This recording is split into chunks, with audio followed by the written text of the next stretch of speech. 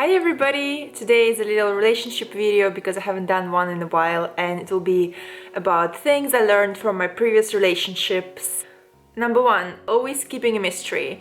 Doesn't mean you have to be like super mysterious James Bondy type, but I think that you should never be crazy comfortable with somebody for them to hear certain sounds you're making, anything too natural like plucking your eyebrows or hairs in places, or not hiding certain unpleasant things about you. I think as much as you love each other and as much as you'll probably find out about each other, especially if you live together or you're married or whatever, you want to kind of keep that part unseen. I know that some people will say like, no, but these little things are imperfect, it will bring us closer. Sorry, but I think that by, I don't know, like pooping together or seeing these things, it's just a little too much. And trust me, I'm sure they will notice plenty of inappropriate things about you or bad things about you, even without you trying to make it too graphic. So don't make it too graphic, keep some mystery.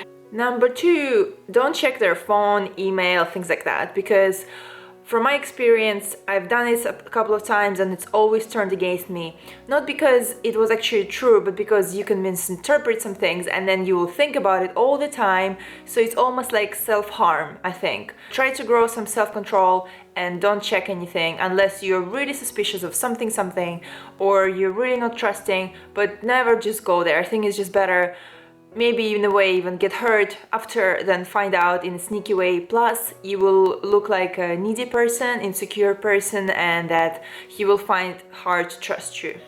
Number three, stop taking care of yourself. I know this is probably related to number one about keeping the mystery, but I think taking care of yourself is very important. And if you fell in love with somebody when they were a more beautiful version of themselves, more cultured, I don't mean just taking care of yourself in the physical appearance, I do mean that as well, but in other aspects, like having friends, having a life, being an interesting person, and not letting go of your own life. Number four, talking to your best friends or friends about him or her in very, very much detail.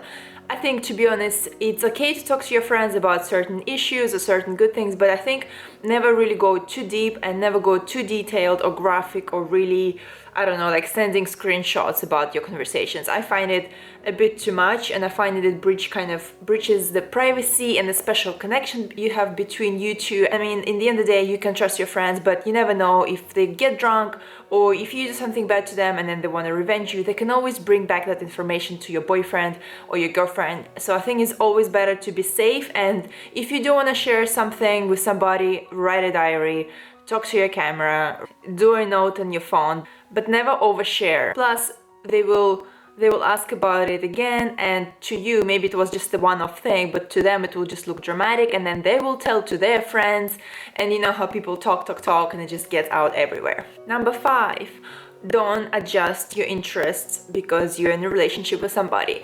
It happened to me, like let's say a guy likes something and I try to pretend I like it too, or maybe I do get interested in that thing. But I've seen my friend, for example, to change from going from a rock chick to a hip-hop chick to a girl who loves sports to a girl who hates sports and loves meditation. So I think that it's fun and it's amazing when you are with somebody who kind of opens your mind and makes you appreciate different things, but never really forget about your own interests, and don't just jump into something that you have no idea is potentially dangerous to your life, because deep inside, if you're not truly interested in that thing, one day you'll get bored and your boyfriend or girlfriend will be like, hey, but I thought you liked that thing, and you'll be like, no, and you just kind of seem a bit gimmicky, to be honest.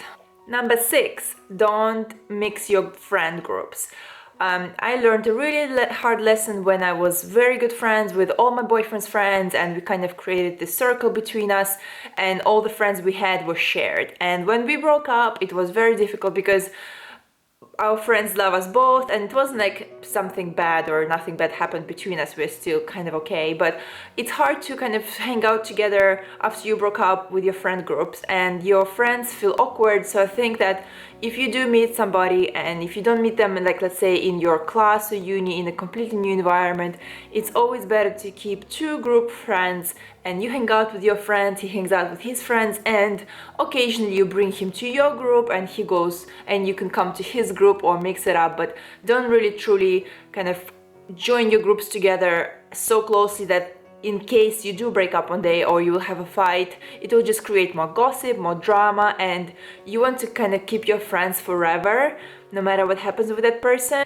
Number 7, don't let any ex talk to happen at all. What I mean is that don't talk about your exes ever. If he or her talks about ex-boyfriend or ex-girlfriend, just say like, oh my god, it's a bit boring for me, so please stop. You don't have to maybe make it that rude, but just try to avoid this conversation as much as possible and try to not find out anything about ex-boyfriend or ex-girlfriend, because you can subconsciously try to reflect on it, think how you compare to them visually or in their interests, ambition, or anything like that. So I think it's better to just start fresh, not to think about the past, and just move forward. And that brings us to number 8. Don't visually compare yourself to the celebrity crushes that your boyfriend has. I know that happened to me a lot. One of my boyfriends really liked somebody who looked completely opposite of me, and I became paranoid because, like, let's say you're in public somewhere and then you start noticing the type of girls that he is attracted to, like from celebrities or whatever, and then when you see them looking at them, you're like, hey, oh my god, he's probably like dreaming about that girl, while men just look at all women in general. And just because you put a certain filter on your eyes, you will now just kind of get paranoid, and it will make you go a little bit crazy. So even if they say they're celebrity crushes, Jessica Alba, and you look like a super blonde Scandinavian girl, don't worry about it. All you have to think is that he's with you, not with her, and that we all have celebrity crushes, no matter what they look like. So I hope you enjoyed this little video, and give it a thumbs up if you did.